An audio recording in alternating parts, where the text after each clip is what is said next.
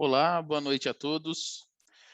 Sejam bem-vindos a mais um Cento Talk.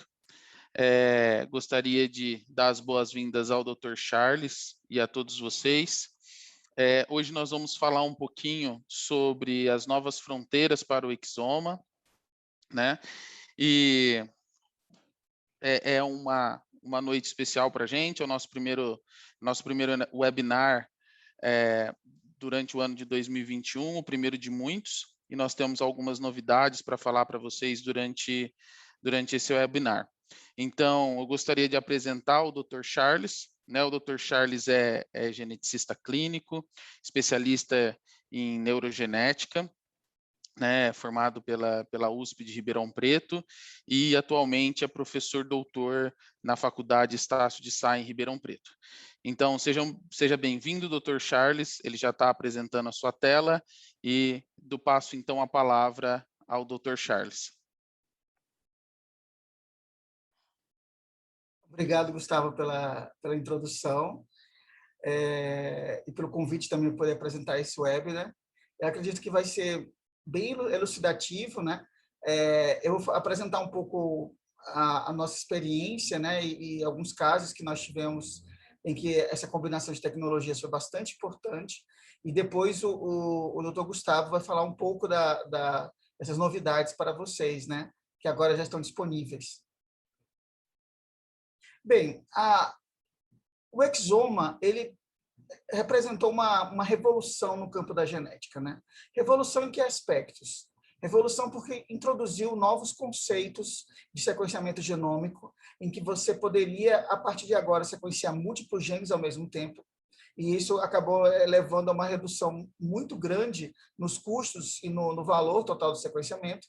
Só que, além disso, como é uma tecnologia, aqui sobre os conflitos de interesse, né? Como é uma tecnologia que está em grande expansão, na realidade, ela acaba possibilitando novas estratégias para, digamos assim, gerar possibilidades diagnósticas cada vez melhores, né? E eu acho que um dos pontos que o exoma ele conseguiu absorver foi a questão da análise das CNVs, né? Que são os Copy Number Variations. Para quem não está familiarizado, o CNV, né, o Copy Number Variation, se refere a áreas do nosso genoma em que você tem repetição, não é, de uma determinada sequência. Essa repetição pode ser por deleção, ou às vezes você tem, na verdade, uma diminuição, né, daquela sequência. Em geral, o que é mais comum é você ter, na verdade, pequenas duplicações, né? Mas a gente já viu, através de alguns estudos de evolução genômica, que, na realidade, muito da evolução das espécies se deve ao papel das CNVs, né? Porque quando você tem duplicações ou deleções, isso pode possibilitar vantagens seletivas, ou não, né? Ou pode acabar levando a uma eliminação completa da espécie. O que a gente não sabia, e foi na época que começaram a fazer os arrays, é que, na realidade, nós tínhamos tanto dessas alterações no nosso genoma, sem isso causar necessariamente uma doença. Por isso que a gente sempre recomenda, quando você faz uma análise dessa e você encontra uma CNV tipo duplicação ou deleção em um paciente, e você não sabe qual é o impacto disso, que você faça nos pais, sendo os pais fenotipicamente normais, você pode avaliar o real impacto dessa CNV ou não. Antigamente, né, a gente só conseguia avaliar as CNVs através de estudos de SNP array, né, ou estudos avaliando, por exemplo, deleções e duplicações por array ou MLPA. Só que agora estamos vendo que o exoma é capaz de detectar pequenas deleções e pequenas duplicações, e isso muda muito a nossa forma de analisar um material genético, porque talvez, em vez de você ter que pedir 2 testes, por exemplo, pedir um array e pedir posteriormente um exoma, a análise inicial com o exoma já poderia nos dar essa informação, e aí se encontrasse uma alteração, poderia ser feito um array ou um MLPA para confirmar aquela CNV, né? Aqui é só uma imagem ilustrativa, né, para mostrar que indivíduos diferentes, né, podem ter determinadas variações da nossa sequência de DNA. Repare, aqui a variação ela não é digamos, apenas na troca de um nucleotídeo, ou a falta de nucleotídeo ou um nucleotídeo a mais. Aqui, na realidade, você envolve toda uma região genômica, ou seja, mais de um gene que está duplicado ou deletado. Então, isso, na realidade, derruba um paradigma de que toda alteração no número de cópias de um ou mais genes vai simbolizar algum efeito, digamos, fisiopatológico. Muitas vezes, isso não vai ter efeito nenhum, especialmente as duplicações. Por isso que eu sempre chamo a atenção de que CNVs do tipo duplicação, você precisa realmente ver como é que essa CNV surgiu. Se ela já é herdada, isso já diminui um pouco o potencial dela patogênico, pelo menos para explicar uma doença, mas essas CNVs podem ser importantes, por exemplo, para entender a resposta a medicamentos.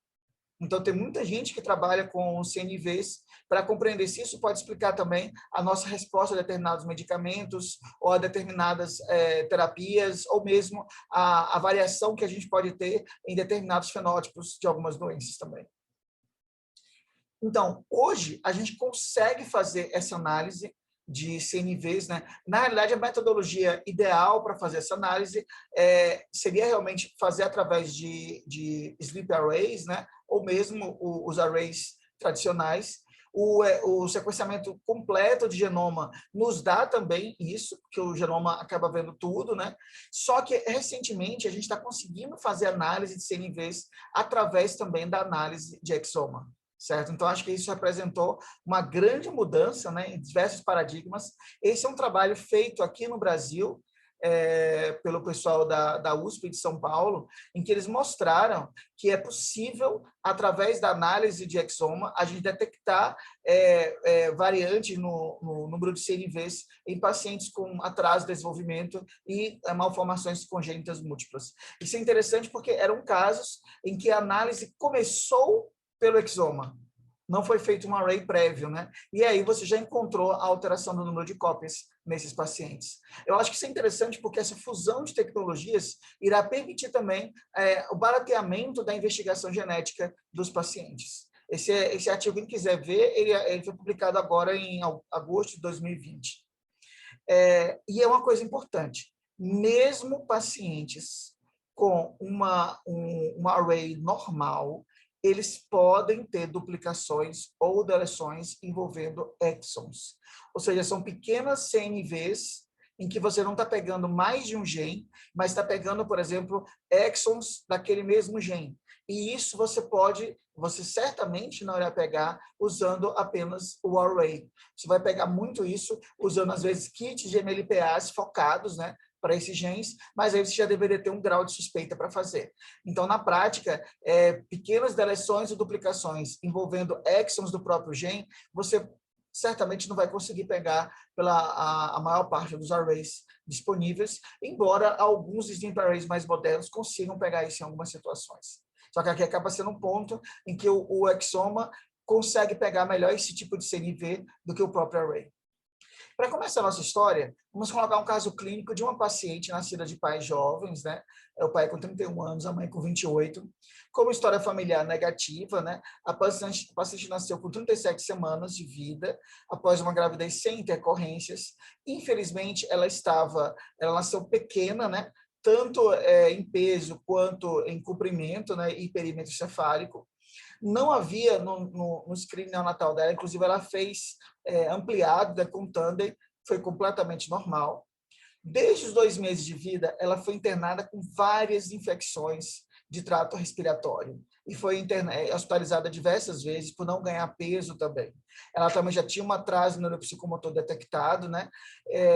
Com 4 meses, ela teve que colocar uma sonda nasogástrica porque realmente ela estava caindo muito. Ela já nasceu pequena, mas nesses poucos meses de vida, ela caiu muito rápido na curva de crescimento.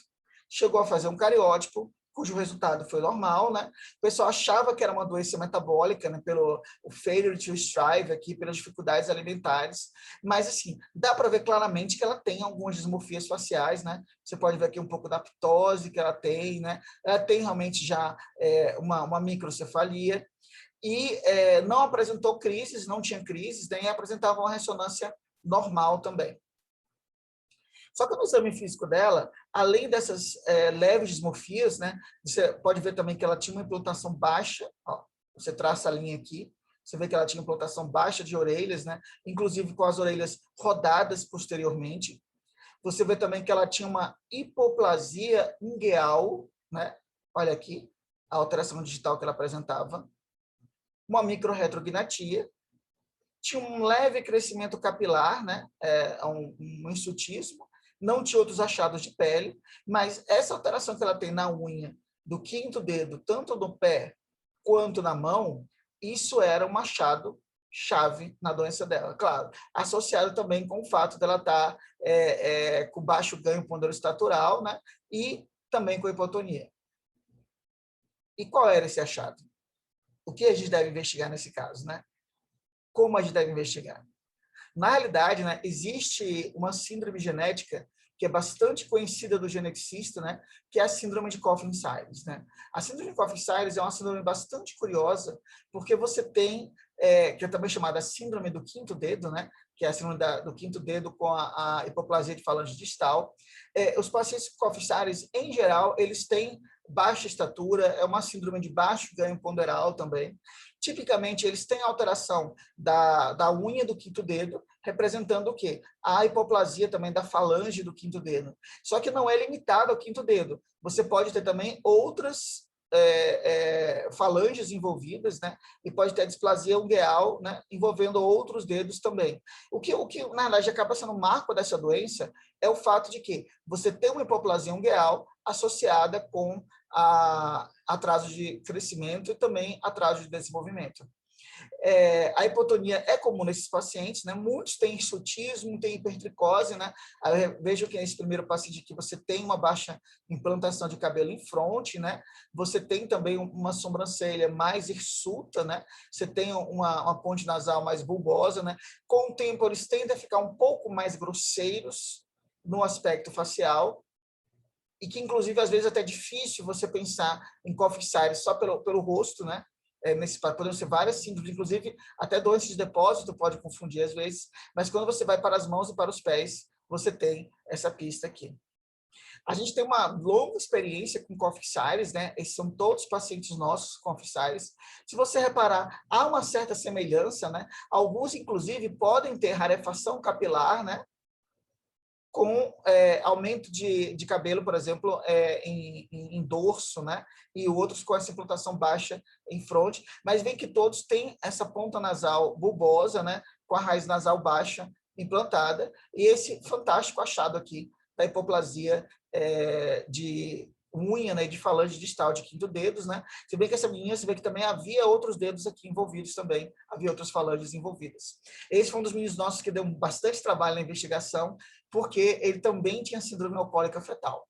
Foi uma combinação das duas, né? No caso dele, inclusive, a gente achou que era alcoólica fetal, só que ele tinha algumas coisas que não casavam, né? Por exemplo, ele tinha uma hérnia diafragmática, que não é comum em síndrome alcoólica fetal, mas está descrita em Coffin-Siris, né?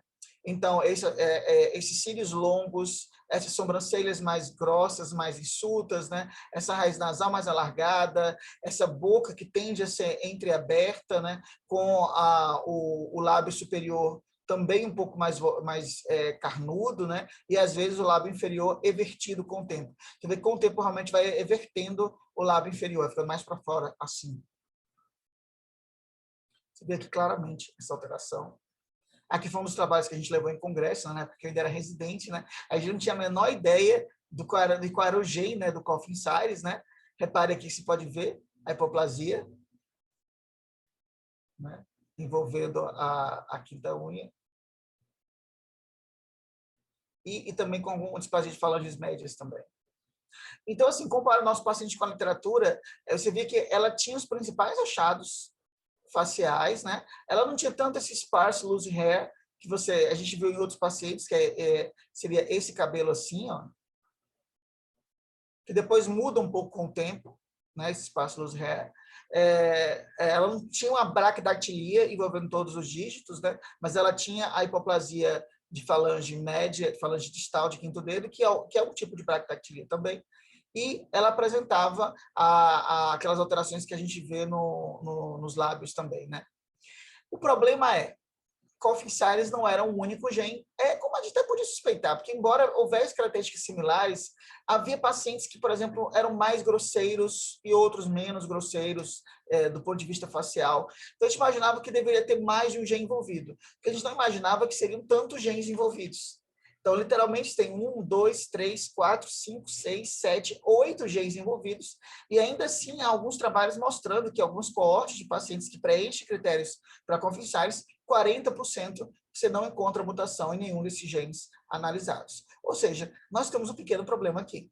Então, embora o fenótipo dela fosse consistente, se você fosse fazer gene por gene, ficaria muito caro. Sanger, né? Fosse fazer sequenciamento de cada gene. Então, o ideal realmente aí seria análise de múltiplos genes ao mesmo tempo, né? Seria o paralelo multigenic sequence, né? E o ideal, para esse tipo de análise, o mais econômico, mais custo-efetivo, realmente é fazer o exoma, né? Aqui, só para mostrar para vocês, pacientes com Coffin Siris, mas com mutações diferentes, né? Você vê que o achato das unhas é um elemento que acaba unificando esses pacientes, né? Mas você pode ver que há detalhes faciais diferentes. Embora, por exemplo, a maioria tenha realmente esse filtro apagado, né? Com o lábio superior fino, mas o lábio inferior mais grosso, né? Até tendendo a eversão aqui. Alguns com a sobrancelha mais hirsuta, tá vendo? Inclusive, eu acho os pacientes com SMART B1 e Aridium-A e Aridium-B, eu acho eles mais parecidos, né? Mas você vê que o SMARC 4, o SMARC 2, né? Eles também dão alterações faciais, né? Especialmente os SMARC 2 parecidos. Então, assim, seria complicado a gente dizer que daria para fazer apenas utilizando um único gene como objetivo. Porque se fosse negativo, o ProArid B1B, que é o principal gene envolvido em Coffin Siris, só fazer análise dos outros já seria muito mais caro até do que fazer o genoma completo do paciente. E assim, mesmo no Aridium-B, há muita variação de fenótipo. Então, repare, essa menininha aqui é uma paciente japonesa, né? Você vê que tem um perfil facial achatado, tem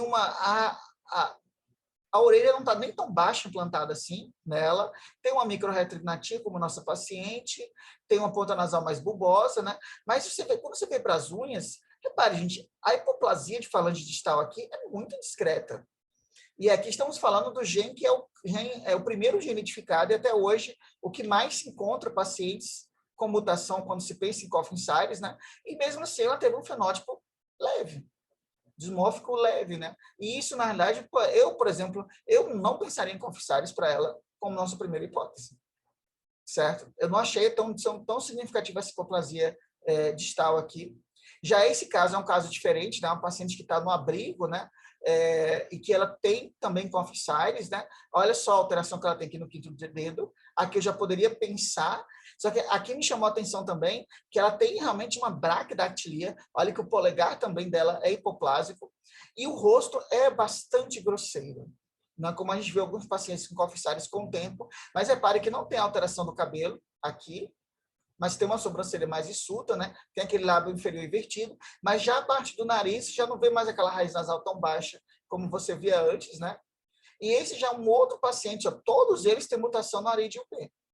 Esse é um outro paciente em que você teve também algo parecido, né? Inclusive ó, com lábio superior fino, né? Mas aqui ele teve uma anomalia ocular mais grave, né? Que é o que eles consideram síndrome de Peter Plus, né? Que é um fenótipo de alteração de câmara anterior, né? De ocular, né? Que, de novo, por essa alteração aqui, eu iria pensar em Peter Plus, a síndrome de Peter Plus, né? Que é um defeito de glicosilação, mas não a priori em Coffin Siris. Embora ele tenha até aquela rarefação capilar que a gente viu, né? Com o cabelo mais enroladinho, né? O whirly hair, que pode estar presente em alguns pacientes, né? Essa é a nossa paciente adulta, inclusive ela foi publicada porque ela tinha um distúrbio comportamental importante, né? À noite, né? E ficava sempre nessa posição viciosa. E parece que alguns pacientes com Coffin Siris, né, quando ficam adultos, eles acabam tendo essa posição meio que anormal, né, assumindo essa posição anormal deles. Então, assim, existem várias síndromes que acabam entrando no diagnóstico diferencial, né, que podem também ter anomalias digitais, né, como a síndrome de Nicolaides-Baraitser, a síndrome de Borjeson-Fosman-Lehmann, mesmo mutações no ARID2 pode também dar um fenótipo, especialmente envolvendo atraso com alterações digitais, que pode se sobrepor, né? A trissomia do 9 mosaico, né? E uma síndrome bem curiosa que ainda não tem gene identificado, que é a síndrome do braquimorfismo, da onicodisplasia, que seria a displasia ungueal, né? E do disfalangismo.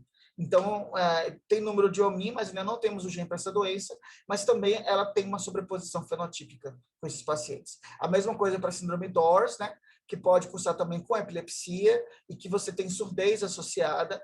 A síndrome alcoólica fetal pode dar displasia ungueal, por isso aquele nosso paciente anterior, a gente teve essa dificuldade, né, de definir qual era um, qual era a outra, até que a gente chegou à conclusão que, na realidade, eram as duas, uma não exclui a outra, né? A síndrome da hidantoína fetal, em geral, dá hipoplasia ungueal, então tem que perguntar isso, procurar esse teratógeno na história familiar, né?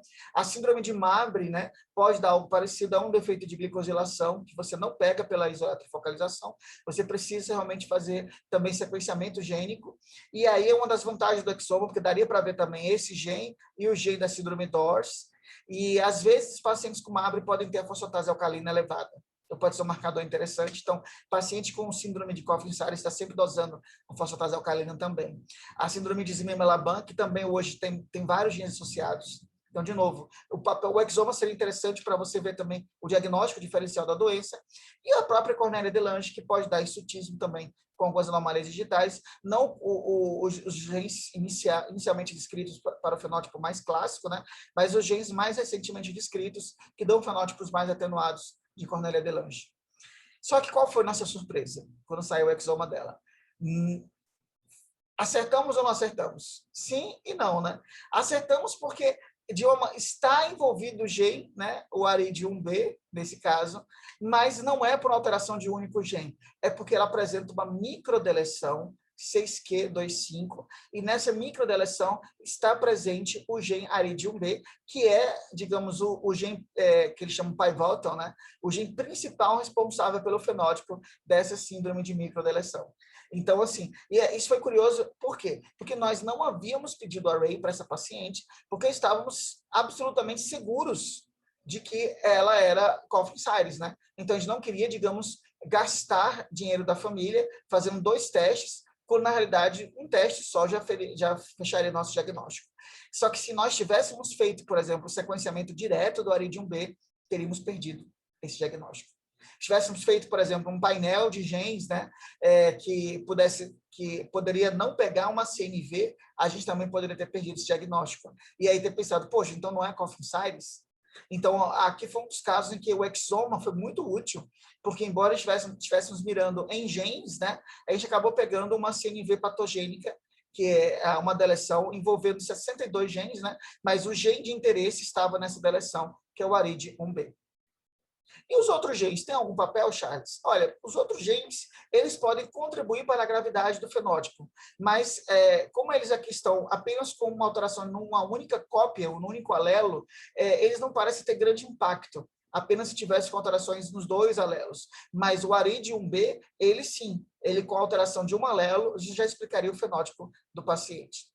E é interessante assim que a gente sabe que o ARID1B hoje em dia é um gene importante, não só para Coffin-Siris, mas também para investigação de pacientes com atraso de desenvolvimento de deficiência intelectual. 0,9% desses pacientes podem ter alteração na ARID1B, sem necessariamente preencher os outros critérios para síndrome de Coffin-Siris, né? E a presença de mutações heterozigotas, né, acabam sendo nosso definidor confirmatório do diagnóstico dos pacientes, né? E é importante que, assim, muitas características do Coffin-Siris podem não estar presentes ao nascimento, né? Então, aquela alteração GEL dela só ficou mais evidente com o passar dos meses. E, assim, a gente sabe que pacientes com Coffin-Siris podem ter deleções cromossômicas, inclusive o gene foi descoberto assim. O gene foi descoberto a partir de estudos de array, em que vocês viram que havia pacientes com deleções maiores, deleções menores, e aí eles foram mais e mais separando a deleção mínima para causar o fenótipo da doença. E foi aí que eles viram qual será o gene mais importante na deleção mínima. E aí eles testaram, buscaram esses genes em pacientes com Coffin Siris que preenchiam critérios, mas que tinham um array normal, e aí chegaram ao array de 1B nesses pacientes. Por isso que é interessante realmente você fazer uma exoma que consiga combinar com a análise de CNVs, né? É interessante que pequenas deleções de 1 mega, né, envolvendo a região 6Q253, já podem provocar fenótipos com alteração de corpo caloso e perda aditiva em alguns pacientes. Mas a regra realmente seria essa, né? Quanto maior a deleção, mais grave seria esse fenótipo de Coffin Siris do paciente. E é importante porque a partir do momento que a gente fechou o diagnóstico dela, a gente não insistiu mais em ela ganhar peso, porque é uma doença em que você não vai fazer a criança ganhar mais peso do que ela já tem, certo? Eles vão crescer menos do que outras crianças, inclusive você tem que usar as curvas de crescimento para Coffin Siris. E aí isso possibilitou também toda uma mudança, né? Então, mudou-se a ênfase, que estava quase uma obsessão em fazer a criança ganhar peso, né? Para se melhorar as habilidades neurocognitivas dela, né? E deixar a questão do crescimento como parte do cuidado multifatorial, multiespecialidade com ela. E isso teve resultados muito bons. A criança teve uma melhora da hipotonia, porque agora estamos investindo a energia nisso daí, e vejam como ela está hoje. Embora ela continue abaixo da curva, né, ela, na realidade, está crescendo, certo? Então, é uma coisa que a gente vê nesses pacientes. Eles ficam pequenos, mas eles tendem a crescer com o tempo mesmo. E é bom lembrar que, assim, esse paciente era um exemplo de um paciente que você não pensaria também em Coffin Siris, porque eles têm essa alteração da síndrome de Peter Plus, né, mas que, na realidade, é um paciente com Coffin Siris também, e que você descobriu através do quê? Do exoma. Então, o exoma mostra que esse é um paciente com glaucoma, né? Então, o glaucoma congênito pode fazer parte também do espectro de Coffin Siris. Isso mostra como o exoma pode ser importante em pacientes em que você tem uma suspeita inicial de um fenótipo, de uma síndrome, mas que ele permite ver também outras síndromes em paralelo. Então, aqui ninguém pensou em Coffin Siris a princípio. Por quê? Porque o achado ocular era realmente muito instigante. Embora, se você olhasse, olha aqui, ó, tem uma hipoplasia de falange distal. Mas eu concordo que a alteração ocular chama muito mais atenção nesse caso, nesse paciente, né? Porque era um glaucoma congênito, né? Com anomalia de Peter Plus associada. E aí é um dos casos em que o exoma ajudou a desvendar o diagnóstico, né? Esse é um outro caso. E se você analisar, na realidade, não tem tanta hipoplasia de falange distal, talvez muito discreta, mas é um paciente que tem algumas alterações ósseas metafisárias, né? Que você pode encontrar alguns pacientes com Coffin Siris, e que, na realidade, ele tem um diagnóstico de Coffin Siris também por exoma, mas porque foi investigando o quê? Uma síndrome autoinflamatória. Então, a gente vê hoje que até características autoinflamatórias podem ser vistas em alguns pacientes com Coffin Siris, né? Ele tinha atraso de desenvolvimento, esse paciente, porque não é uma coisa que se encontra na maior parte das síndromes autoinflamatórias. Então, de novo, é mais uma prova de que, através do exoma, você vai pensando num fenótipo, mas pode acabar encontrando outro fenótipo que você não tinha pensado antes. Então, só para lembrar, existem as síndromes dos quintos dedos, né? Então, tanto podem ser Coffin Siris, ou seja, envolver todos esses genes, como também todas essas síndromes aqui, elas podem dar anomalia digital envolvendo o quinto dedo ou outros dedos também, mas principalmente o quinto dedo, e que pode ser um diagnóstico diferencial com a síndrome de Coffin Siris. Por isso que eu sempre chamo a atenção de que, em situações assim, que você tem um fenótipo razoavelmente definido, mas múltiplos genes podem ser causadores, a sugestão qual é, gente? Fazer o exoma. Porque aí realmente sai melhor do que você ir fazendo gene a gene. E você pode ter surpresas com esse resultado, né? Então, valorizem as unhas e valorizem o quinto dedo também. Mostrando outro aspecto do exoma, que vem se revelando bastante útil na investigação de alguns pacientes, é o papel do exoma com a dissomia uniparental, né? Aqui é um caso em que foram pacientes em que você fez o exoma para investigar a causa da mutação, geralmente doenças recessivas, né? E, para surpresa, se descobriu que realmente é uma doença recessiva, mas que as duas mutações, na realidade, são herdadas de apenas um único genitor, né? Que é o que a gente chama de dissomia uniparental, né? A dissomia uniparental, ela é bastante interessante porque ela quebra um paradigma na genética, né? Que deveria vir sempre uma mutação do pai ou uma mutação da mãe. Às vezes, as duas mutações vêm de um único genitor, né? E esse vai ser um elemento importante, porque em casos em que você tem que tomar um manejo terapêutico rápido e que envolve, por exemplo, doação de medula óssea, é importante saber se o doador pode ser alguém da família, porque se ele for portador daquela mutação para uma doença recessiva metabólica, por exemplo, isso não é o melhor doador, mesmo que ele seja totalmente compatível. O ideal é você ter um doador que não tenha mutação nenhuma, mas isso é difícil quando você tem os pais de uma doença recessiva, já que uma mutação deve vir de cada genitor, pelo menos em tese. Então, essa é a história desse garotinho, que era o quarto filho de um casal não consanguíneo, né? A mãe tinha 33 anos, o pai 41 anos. Nasceu também a termo, de parto vaginal. Não houve nascimento, não houve alterações de marcos ao nascimento, né? Ele nasceu com tamanho, peso, um período cefálico normais. Só que com um mês de idade já deu para ver que ele caiu na curva. Com um mês de idade, ele, na realidade, estava com um peso inferior ao peso que ele tinha nascido. E depois eles observaram que ele estava com a fontanela muito ampla. E aí o pessoal até pensou que poderia ser um caso de hipotireoidismo, apesar de ele ter tido o teste do pezinho normal, né, o primeiro teste do pezinho feito normal. Eles repetiram, né, achando que poderia ser hipotireoidismo congênito, e ele foi avaliado também por uma endócrino pediatra, né? E assim, ele tinha algumas alterações faciais, né, que foram pouco eram discretas, né, mas que eram diferentes do resto da família, mas que a família, a princípio, não valorizou. Foi só a questão do peso mesmo que chamou a atenção. Mas ele tinha uma microrretrognatia, um frontal mais amplo. Esse aqui é o irmão dele, né, de pai e mãe, né, que fenotipicamente assim, é diferente dele. Aqui está ele melhor, né? Se você analisar, você vê que ele tem um frontal amplo, tem uma relativa proctose, né? Com uma microrretrognatia importante. Ninguém na família tem essa microrretrognatia. E assim, ele tinha realmente também a pele e o cabelo mais claros que o resto da família. Então, assim, e também começou a ter um nistagmo horizontal. Então, tudo isso chamou a atenção, não é, da avaliação dele. E, claro, a gente acabou tendo que tentar acelerar o diagnóstico, né? Porque quando ele faz os raios-x, né, já que o pessoal vai investigar a questão dessa fontanela muito ampla, quando ele faz os raios-x, eles veem o quê? Que ele tem aquele sinal do arlequim e há também um aumento da densidade óssea muito importante. Né? E repare aqui que ele não tem só essa densidade importante, como também tem um achado radiológico muito interessante, que é o quê? A imagem do osso dentro do osso. Você está vendo aqui? Ó, aqui é o fêmur dele, e você vê que tem essa região aqui mais de rarefação no meio de todo esse aumento de densidade, né? Dando a impressão que há um outro fêmur dentro do fêmur, tá vendo? Olha aqui o fêmur e há o outro fêmur por fora. E é a mesma coisa aqui também, ó. Então, essa imagem do osso dentro do osso, com esse aumento de densidade óssea, numa criança que está tendo baixo ganho ponderostatural, acaba apontando para que doença? Se você está pensando o mesmo que eu estou pensando, existe um grupo de doenças que dão aumento da densidade óssea. Essas doenças, elas em geral, elas têm uma sobreposição clínica importante, mas a que talvez tenha a pressa, a urgência no diagnóstico, seja a osteopetrose, né?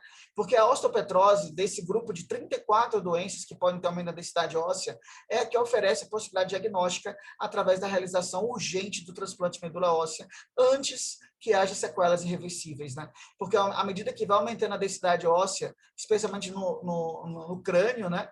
Você vai tendo o fechamento também dos forames por onde passam os nervos faciais. Então, progressivamente, a criança ela vai perdendo a visão, vai perdendo a audição também e vai tendo um aumento importante da pressão cerebral intracraniana. E por isso que você não pode, para que aqui é um outro paciente também, né? Em que você tem aquela imagem, tem alteração da metáfise também, que inclusive pode ser confundida com ractismo, né? Então, esse é um dos casos que a gente chama de osteopetroractismo, por conta disso, né? Só que mesmo, já existem 34 doenças, displasias ósseas com aumento de densidade óssea. Além disso, você ainda tem, só no universo da osteopetrose, várias formas com genes diferentes, inclusive alguns casos em que determinadas formas de osteopetrose recessiva, né, que chama de osteopetrose maligna, não há nem indicação de transplante, porque, em geral, a doença é muito agressiva. Então, o transplante, a questão do transplante aqui ainda tem essa outra variável, ou seja, a gente não só tem que saber que é osteopetrose, Porque você poderia falar, a clínica é soberano, né? Ele tem muito achado. Mas eu tenho que saber qual é o tipo de osteopetrose. Ou seja, não há como fugir, eu preciso saber qual é o gene envolvido aqui. Não é um purismo, não é um academicismo aqui, saber qual é o gene. Isso aqui implica mudança direta no manejo do paciente.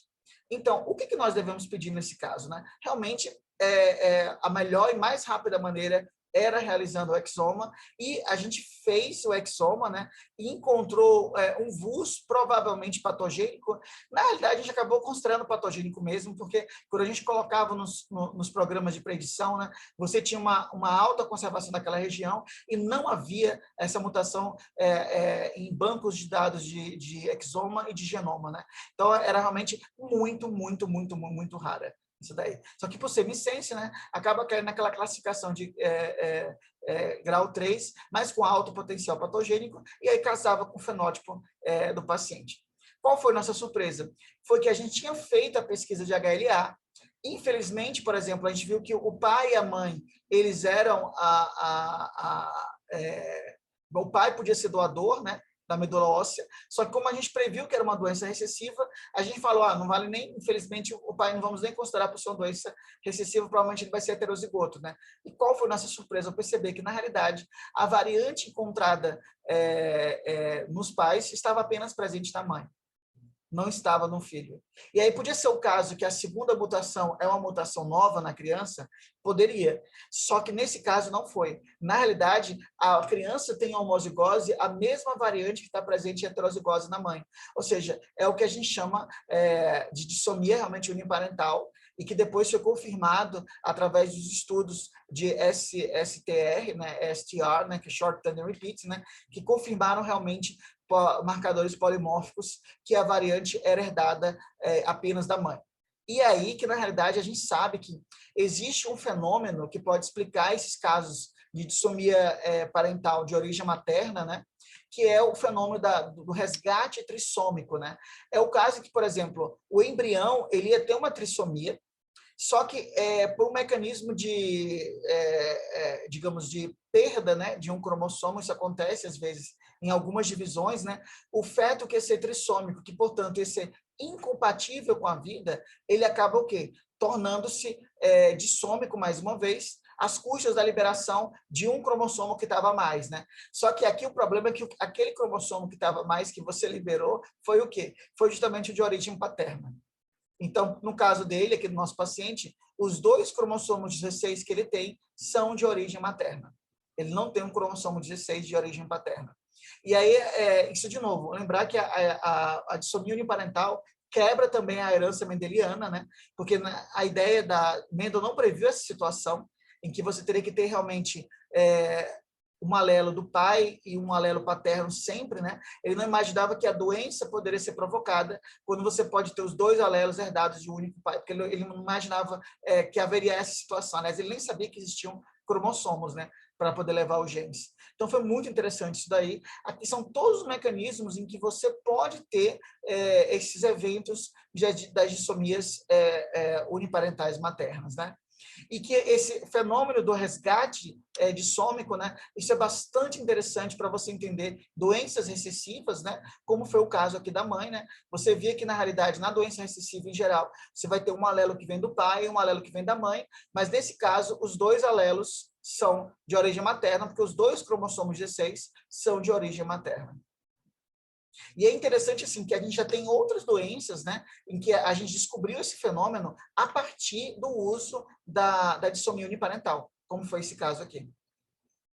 E aqui também, inclusive, eles descobriram até em estudos de exoma focados em doenças neurogenéticas, em que você não esperaria encontrar uma dissomia uniparental, mas eles também observaram.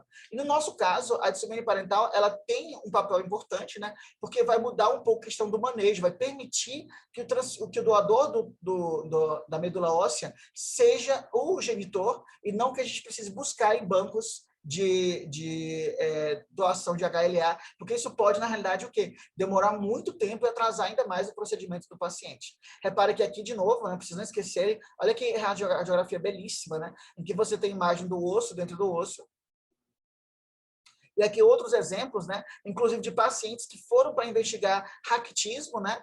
que tinham até algumas alterações ósseas sugestivas de raquitismo, mas que, na realidade, eles tinham osteopetrose, né? E qual era a dica? Era a questão, em um você tinha hepatos pleno, né? Que você geralmente não vai encontrar isso nos outros raquitismos genéticos, né? Então, a presença de raquitismo e de hepatos pleno deve levar você a pensar em osteopetrorraquitismo, né? E também a presença de nistagmo horizontal, que isso você não encontra também nas outras formas de raquitismo genético. Então, só lembrando que existem vários genes, né? E o gene dele era justamente o CLCN7, né? Que tanto está associado com formas dominantes quanto com formas recessivas, né? Que seria a osteopetrose maligna. Mas a pergunta é, nesse gene está indicado o transplante? Sim. Mas há uma observação de que alguns pacientes podem evoluir com sintomas neurológicos degenerativos primários, não pela alteração da densidade óssea que vai forçando os nervos faciais, né, que vai atrofiando os nervos faciais, mas por alteração primária, porque esse é um gene lisossomal. Então, o gene de função lisossomal então leva realmente a uma neurodegeneração progressiva em alguns pacientes. Não foi o caso dele, né? E aqui você vê... Cadê o lanchinho? Murilo, o lanchinho da mamãe, cadê? A proptose ocular dele piorou. Bravo. Né? Você vê que a proptose ocular dele piorou, né? Aqui. Ele estava ainda bastante hipotônico. Ele não tinha controle de tronco nesse momento. Ops. E aqui, eu pulei demais. Aqui já é ele pós-transplante. Murilo, eu trouxe café. Ó, no primeiro mês após o transplante, olha a diferença. Ele não brincava com nada, ele não segurava nada. Olha ele controlando agora o tronco, que ele não segurava. Olha ele aqui, ó. Aqui já são 3 meses depois do transplante. Olha que bonitinho. Ele já está começando a fazer a lalação.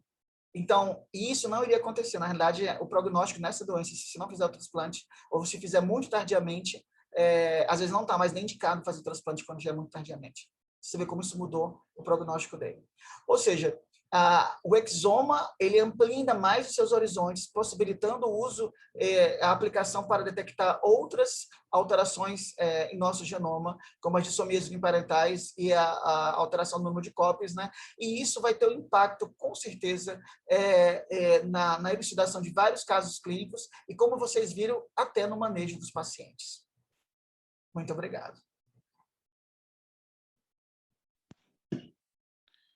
Muito obrigado, Dr. Charles, pela brilhante palestra sempre. Eu vou compartilhar minha tela agora e vou falar um pouco das novidades para vocês. E um ponto importante, todas as dúvidas que vocês tiverem, vocês podem usar a caixa de questões para fazer, que assim, logo após a minha apresentação, que não deve durar mais do que 5 minutos, nós iremos responder todas essas questões. Tem até pergunta aqui. Já tem uma perguntinha, já tem 2. Nós já vamos responder. Bom, gente, então eu gostaria de compartilhar com vocês uma novidade que nós temos na Centodini, que foi lançado no último dia 1º de junho. Alguns de vocês já devem ter visto essa novidade nas redes sociais, tá? Que é o nosso novo Centro Exoma, né? E isso vem bem de acordo com a palestra do Dr. Charles. Né? Então, o nosso novo Centro Exoma, ele é um exoma ampliado, tá? Como todo exoma ali, ele vai estar analisando cerca de 20 mil genes, porém, diferentemente dos exomas que tem no mercado, agora a gente analisa com qualidade de painel, praticamente, cerca de 8 mil genes que são clinicamente relevantes, que já foram relacionados a algum tipo de patologia. Além disso, uma super novidade, que a gente só tinha isso no genoma, agora nós também analisamos variantes patogênicas em regiões não codificantes e que já tenham sido descritas, né, nos bancos de dados públicos ou no próprio banco de dados da Centodini. Né? Isso amplia bastante a nossa capacidade de realizar o diagnóstico. E, além disso, agora o Centro Exome, ele já vem com a análise mitocondrial do genoma mitocondrial, que são esses 37 genes que vocês já conhecem. Vocês sabem o quanto hoje é importante a gente realizar a análise do genoma mitocondrial. Tá? Então, além disso, né, nós podemos ver no slide uma alteração do modelo de cobertura. Nós tivemos nosso algoritmo bem melhorado, e o que antigamente vocês viam aqui, aonde a cobertura ela era aumentada em algumas regiões onde a gente tinha o Exxon, agora a gente vê toda a região de maneira ampliada, o que potencializa também o nosso poder de diagnóstico do nosso novo exoma, tá?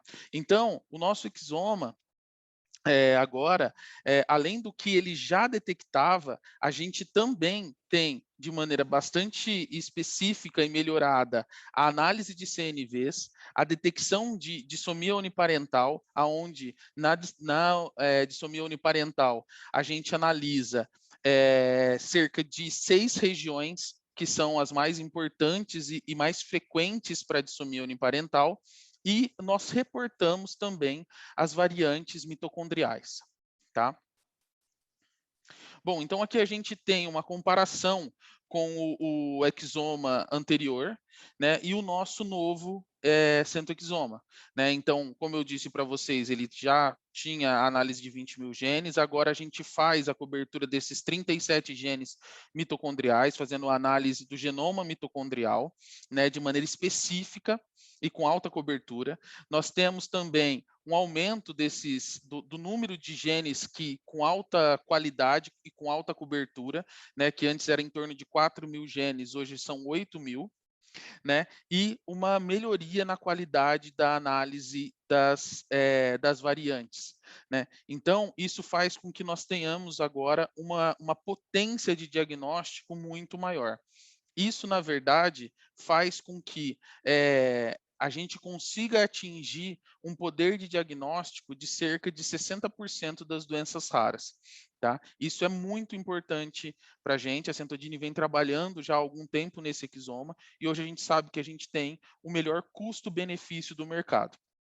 E uma outra novidade para vocês, alguns de vocês já sabem e já estão utilizando esse serviço, há cerca de 3 meses a gente tem um novo parceiro no Brasil. E esse parceiro, ele tem garantido a mesma qualidade de valores que era quando você enviava os seus exames para a Alemanha, tá? Porém, ele faz toda a parte de logística, que era uma problemática que a gente sabia que muitas pessoas tinham uma dificuldade de enviar esses testes para a Alemanha, e o melhor de tudo, agora a gente consegue faturar em reais, tá? Então, o nosso novo parceiro é o Apoio Lab Genômico, que é um laboratório que fica aqui na Granja Viana. Eu estou aqui hoje, né? Estou apresentando daqui hoje, né? Vocês podem solicitar o seu novo exoma pelo mesmo valor do exoma anterior, né? Então não teve aumento de preço, por isso eu digo que é o melhor custo-benefício, que tem o melhor poder de diagnóstico para os seus pacientes, né? O exoma, ele sai R$ 5.500, faturamento em reais, pode ser parcelado, que também era um pedido quando a gente vendia diretamente para o consumidor, toda a logística nacional e internacional, e um prazo de entrega de no máximo 45 dias. Eu digo no máximo porque a gente tem conseguido entregar esses laudos com um tempo ainda menor que esse. E para outros laboratórios que tenham interesse de ter o centoexoma no seu portfólio, vocês podem entrar em contato diretamente com a Milena, ok? Então, eu agradeço mais uma vez todos vocês. A gente vai abrir agora para perguntas. Podem fazer perguntas tanto para o Charles, quanto para mim, quanto ao novo centoexoma. Tá? Caso vocês queiram materiais detalhados sobre o novo centoexoma, é só entrar em contato através do meu e-mail, que é o gustavo.vieira@centodini.com, ou através desse telefone também que está no slide, que é o WhatsApp. Só vocês entrarem em contato comigo, que nós vamos então enviar materiais detalhados sobre o nosso novo centoexoma. Ok? Vamos então para as questões. A primeira pergunta aqui, acho que é da doutora Paula. Qual o limite máximo e mínimo de detecção de CNV no exoma? Consegue ver a deleção de 2 exons? Ver deleções a nível de cariótipo? Isso. Quanto ao limite mínimo para CNVs, o exoma da Centodini a gente vê acima de 3 exons de deleção, tá? Obviamente depende do tamanho desses exons, mas por padrão, é essa a nossa resposta. As deleções a nível de cariótipo, sim, né, são deleções maiores, então a gente tem a capacidade, sim, de realizar essas análises. Doutora Paula, caso não tenha ficado claro, a senhora pode também entrar em contato comigo, que eu posso passar esse material mais técnico para responder. E caso não tenha respondido, também fique à vontade para nos enviar por aqui. A doutora Elizabeth fala, excelente apresentação para o doutor Charles, obrigada. Vocês fazem a testagem dos genitores grátis. Nós ainda não temos esse serviço, Natália. Tá? A gente ainda não faz dos genitores grátis, mas é algo que tem sido pensado, sim, na Centodini. Tá? Agora, caso alguém... Perdão, doutor Charles, quer fazer alguma observação? Não, é que assim, umas vezes já houve casos em que quando eles encontram uma VUS nos pais, né, na criança, eles geralmente pedem dos pais sem custos, né, pelo menos já aconteceu comigo, assim, de eles pedirem a coleta dos pais para poder determinar a patogenicidade daquela VUS. Sim, existem esses casos. Eu não posso dizer com 100% de certeza, já existiram casos que foram enviados para a Centodini com um bom descritivo e sim, foi liberado, digamos assim, a análise dos genitores, mas não é um padrão, então a gente não divulga, digamos assim, que isso é de maneira gratuita. Tá certo. Eu gostaria também de fazer uma pergunta para o Dr. Charles. Dr. Charles, a gente viu agora que com esse novo exoma a gente tem a questão das doenças mitocondriais. O quão importante o senhor acredita que seja ter essa análise do DNA mitocondrial, do genoma mitocondrial associado ao exoma? O quanto isso potencializa o diagnóstico?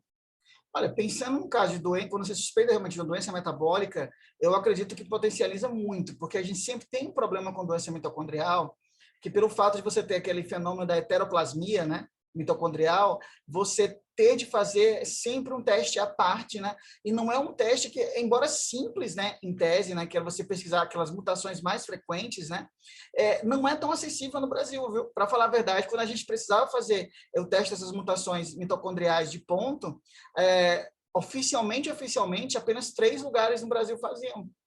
Certo? Então, assim, e mesmo assim, embora pagando, demorava para ter o resultado, porque eram análise de serviços associados com universidades, né? Então, assim, acabava dependendo do serviço, indiretamente, da estrutura do serviço público também, até para sair o resultado.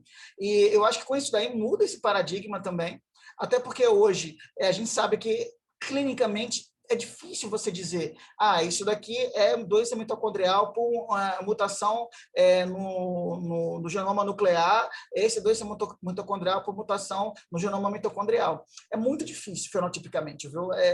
A gente achava que no passado era mais fácil definir isso, especialmente porque, aparentemente, as formas de herança do DNA mitocondrial, elas pareciam ser mais leves do que as do DNA nuclear, né, que tem doenças mais multissistêmicas. Mas, olha, de novo, depende da heteroplasmia. Às vezes, numa mesma família, você pode ter. Então, a gente teve uma prova disso com o caso de uma paciente que até um caso a gente poderia discutir no outro webinar, né, que ela estava com um diagnóstico de uma ataxia recessiva progressiva, inclusive até pensou em Niemann-Pick tipo C, né? Porque ela tinha uma alteração na motricidade ocular também, com ataxia, piora também cognitiva. Então, só que o teste bioquímico para Niemann-Pick C foi negativo, inclusive fez até biópsia de pele também negativo, e aí resolveu partir para o exoma. A família queria uma resposta rápida, porque a paciente estava declinando, né? E como havia uma terapia para Niemann-Pick C, a gente acabou fazendo o exoma, né? E pimba, né? Já utilizando esse novo centoexoma.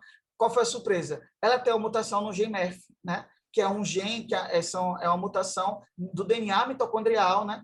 Que a gente não havia pensado no caso dela, porque o MEF é uma doença que você tem, um acrônimo, né? Que significa epilepsia com fibras rasgadas vermelhas, né? E assim, ela não tinha a epilepsia, ela não tinha feito a biópsia de músculo, porque a gente não imaginava que era mitocondrial, então não tinha como saber se ela ia ter as fibras rasgadas vermelhas, né? Conclusão, ela não tinha quase nada do acrônimo da doença, por isso que a gente também não pensou da doença, né?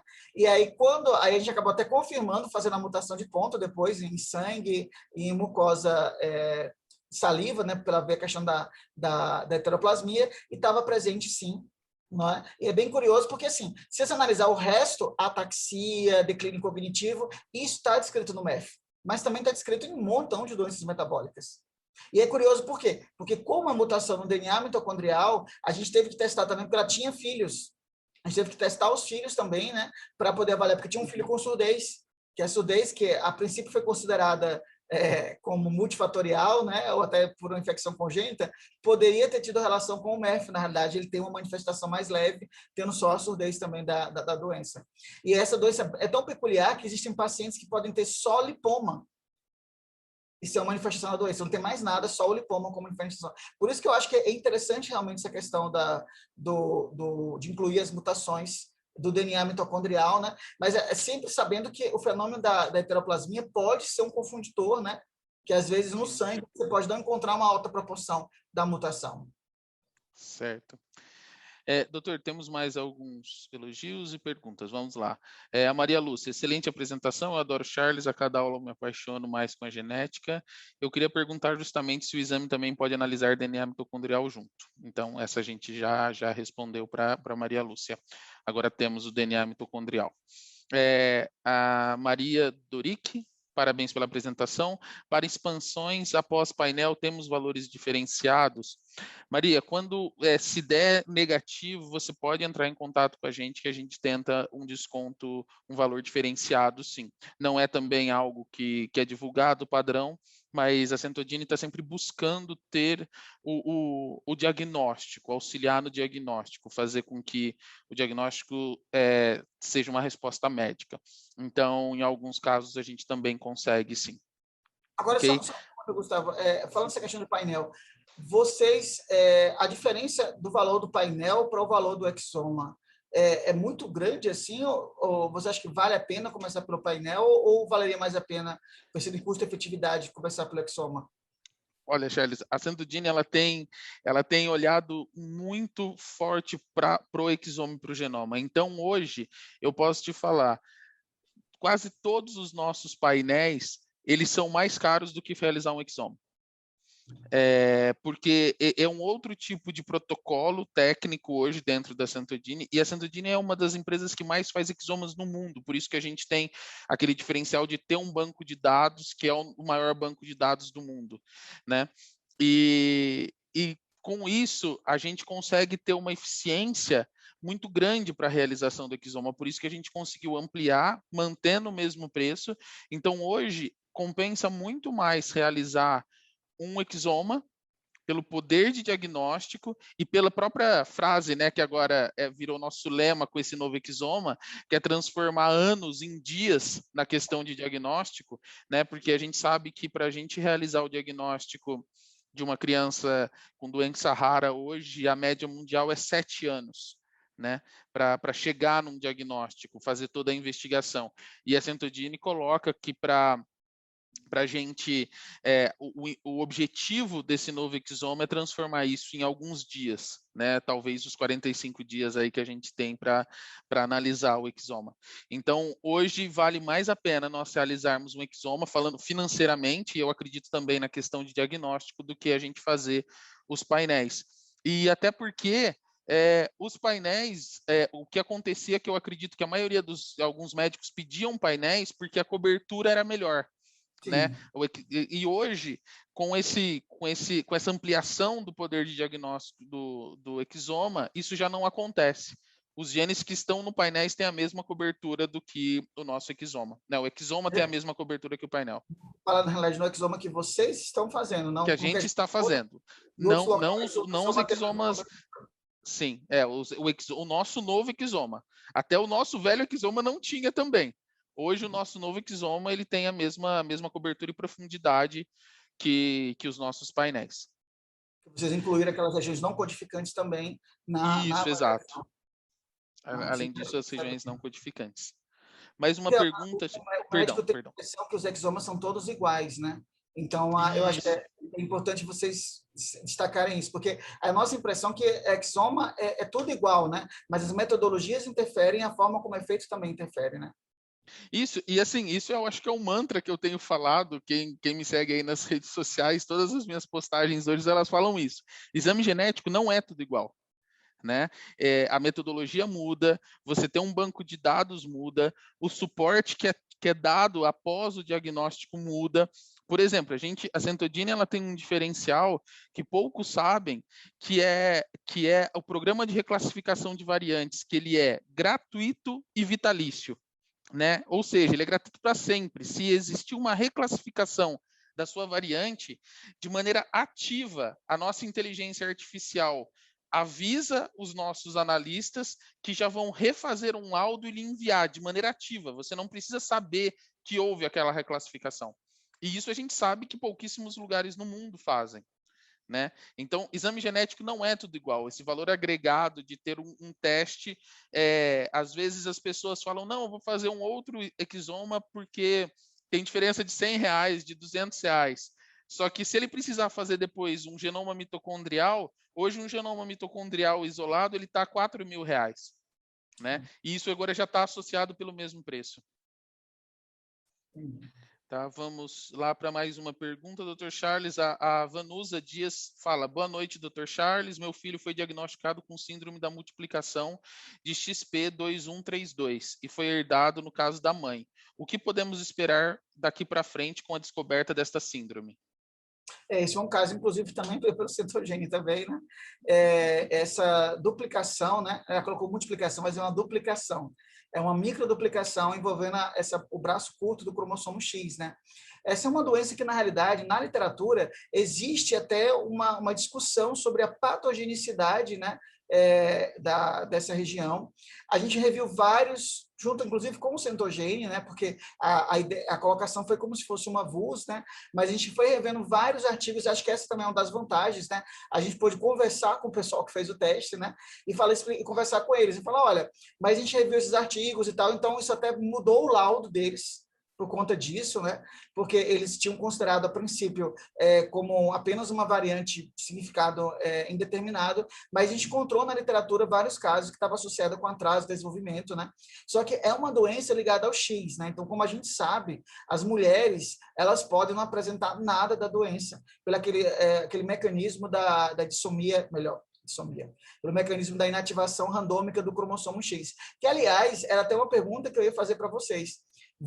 Que essa inativação do cromossomo X, ela é um mecanismo também liderado por metilação.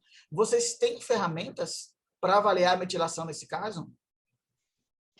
Dr. Charles, eu não vou saber lhe responder se nós temos ferramentas para estes casos. Eu precisaria entrar em contato com os nossos analistas para lhe responder com certeza. Eu não sei lhe dar essa resposta. Mas a gente pode buscar essa resposta, sim. Porque certamente, assim, deve explicar, por exemplo, a mãe tem a duplicação e não tem manifestação nenhuma. E na literatura sugere que as mulheres, elas são meio que protegidas de ter manifestação, porque elas acabam inativando o cromossomo que tem a duplicação, né? E deixando, digamos, ativo o cromossomo que não tem a duplicação. Já o homem não tem essa possibilidade, ele só tem um cromossomo X. Então, ele vai exibir o X que tem a duplicação. Mas, pela literatura, não é uma doença neurodegenerativa. Agora, alguns pacientes têm sintomas autísticos, né? E esse é um caso, por exemplo, interessante, porque é um caso em que se foi buscando uma síndrome monogênica, mas se acabou encontrando uma microduplicação associada. Então, mais uma prova de que você pode utilizar o exoma e encontrar essas pequenas CNVs associadas. Sim. Só que, inclusive, assim, aproveitando essa pergunta, né, alguém falou ali que quando você tem uma deleção envolvendo uma CNV envolvendo um cromossomo inteiro, porque esse paciente em particular, ele tinha um cariótipo normal, não é? Essa CNV só foi detectada em array e no exoma, né? Foi confirmada depois por array, tem um array confirmando essa duplicação, e foi aí que a gente viu que a duplicação era de origem materna. Agora, por exemplo, a gente teve um caso também que veio pelo antigo exoma, né, de vocês, e que o paciente, na realidade, ele tinha Klinefelter. Ele não tinha cariótipo antes, não sei porque o pessoal não tinha feito cariótipo antes, talvez porque ele não tivesse muita dismorfia, né? Ele tinha um quadro muito de epilepsia, como atraso importante, então o pessoal foi direto para o exoma e viram que ele tinha toda uma duplicação do cromossomo X. Quando foi feito o cariótipo, aí viram que não só ele tinha duplo X, como ele também tinha duplo Y. Então, essa primeira pergunta E depois, quando a gente fez o novo centoexome, a gente descobriu uma mutação de novo nele. Na verdade, ele tem 3 doenças. Ele tem a duplicação, a síndrome do duplo Y, a síndrome do duplo X e tem a síndrome da Gabrielle de Vries, né? Por uma mutação nova que não está nem no pai nem na mãe, que surgiu só nele. Então, ela tinha feito essa pergunta antes sobre se o cariótipo, cadê aqui, ó? Vê deleções a nível de cariótipo? Que a doutora Paula tinha feito logo isso, né? Então, assim, eu acho que quantas deleções consegue ver bem. Agora, quando é uma duplicação que envolve um cromossomo inteiro, né? Você acha que no caso do Y, o exoma não conseguiu ver? Aí, nesse caso, eu concordo com o senhor, que é capaz da gente não conseguir perceber, né? O X conseguiram, né? Mas acho que o Y não. Sim, que é um cromossomo bem menor, né? Bem menor. E eu acho que não tem tanto marcador, porque, infelizmente, o Y é quase um deserto genético, né? Sem ter quase nenhum gene. Não tem gene de inteligência, né? Para você ter uma ideia. Então, acho que é bem provável que por isso que eles não conseguiram detectar, né? Essa duplicação. Os marcadores devem ser mais de crescimento, né? E ela tinha perguntado sobre se consegue ver a deleção, por exemplo, envolvendo 2 exons. Então, o nosso padrão são acima de 3 exons, o nosso exoma consegue perceber, né, das CNVs. Essa é uma sensibilidade que a gente vem trabalhando, mas, por enquanto, o nosso dado técnico é acima de 3 exons. Entendi. Então, nesse caso, uma indicação seria mesmo fazer o MLPA? Sim, o MLPA ou por um array, alguma coisa nesse sentido. Agora, saber que tem arrays que podem não pegar, viu? Esse tipo de deleção. O senhor sabe que a gente tem um novo teste, na verdade não é tão novo a gente ainda não fez uma boa divulgação no Brasil, que é o CentoLCV, que a gente utiliza um genoma de baixa profundidade para análise de CNVs. E é bastante interessante. Ele é um teste que, por ser um genoma e por até ter alguns interesses de inserção comercial, como empresa, nós falando, ele é mais barato do que você fazer um array. O valor dele é mais baixo do que você fazer um array, e ele usa aquela metodologia de SWGS, que é o genoma Sharon. Né? Então, é bem interessante. Nós temos esse teste. Nesse caso específico, a gente consegue ser bastante específico na análise. Você sabe que esse WGS o pessoal usava no passado para encontrar genes, né, associados com doenças multifatoriais, né? Então, durante um bom tempo, foi uma febre para descobrir novos genes, né, ou variantes usando. Nossa, que legal, não sabia que vocês estavam aplicando isso, não. Porque a pessoa só usava isso em pesquisa, né? Não na prática clínica. Desculpa, deixa eu só responder aqui, doutor. Temos alguns mais elogios. A Milena fala: apresentação excelente, doutor Charles, muito obrigada. A Elizabeth elogia também, muito bom, excelente apresentação. E agora nós temos mais uma pergunta: se a inteligência artificial está programada para enviar novos laudos também sobre a variante patogênica de início de manifestação no adulto, sem estar relacionada ao quadro que motivou o exoma? Na verdade, Maria, a inteligência artificial ela não envia o laudo. Tá? Talvez eu não tenha sido tão claro. O que ela faz ela faz o seguinte: assim que existe uma reclassificação daquela variante no banco de dados, ela mostra para os nossos analistas que existem casos em que aquela reclassificação pode ser importante, né? Então ela faz a análise do conjunto, né, e fala assim: olha, existem esses casos aqui que é interessante vocês reverem, porque existe aqui uma reclassificação dessa variante, que em alguns casos ela era de significado incerto e agora ela passou a ser patogênica. E aí sim é refeito um novo laudo e enviado e avisado ao médico que houve essa reclassificação.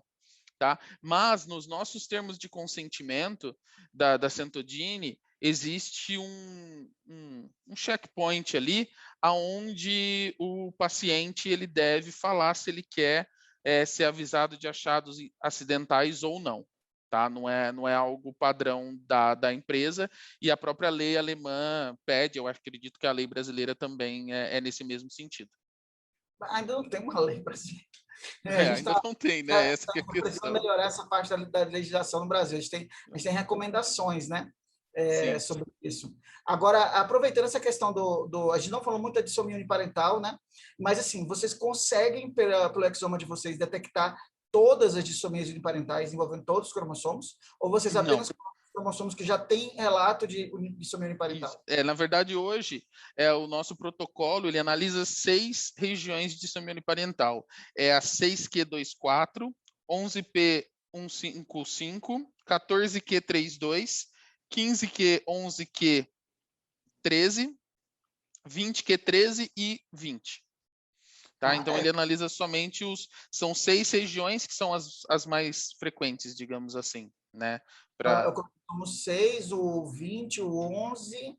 14, 15 e... Isso, 6, 11, 14, 15 e 20. Realmente, os cromossomos estão mais envolvidos com as síndromes de dissomia uniparental clássicas, né? O 7 não está? O 7 não está? Não, nesse primeiro... Não está na minha lista. Então, já até sugiro vocês coloquem o 7 também. Exato, sugestão de colocar cromossomo 7. Uma forma de Silver Russell, né? Existe ainda, né? Que é por dissomia uniparental do cromossomo 7. Certo? Parece bem rara, né? Para falar a verdade, eu não vi nenhum caso até hoje, além dos casos citados, né? E olha que a gente pesquisava, né? A gente sempre colocava como suspeita, né? Mas depois que descobriu... Agora, essa colocação do cromossomo 11, eu acho perfeito. Porque no 11 você tem Beckwith, Wiedemann, você tem Silver Russell, né? Aliás, a maior parte dos casos de Silver Russell são realmente por alteração de metilação, mas é do 11, não do 7, como o pessoal imaginava. Ok, doutor, a gente já estourou um pouquinho nosso tempo, mas o papo tá bom, a gente vai continuando. Eu gostaria de agradecer a todos, eu gostaria de pedir uma gentileza a todos. Eu vou lançar uma pequena enquete para todos vocês que puderem responder. Isso é bastante importante para a gente, para os nossos próximos webinars, tá?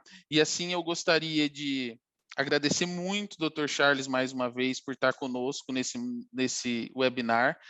Acredito que logo teremos outros, né?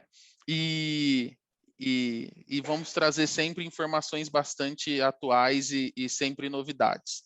Tá? Eu me coloco à disposição para qualquer dúvida adicional, enviar para o Dr. Charles e a gente fazer as devidas ligações. Tá? Mas, Dr. Charles, muito obrigado mais uma vez. Obrigado também, Gustavo. Um abraço a todos, uma ótima noite e assim a gente, então, encerra o nosso webinar de hoje.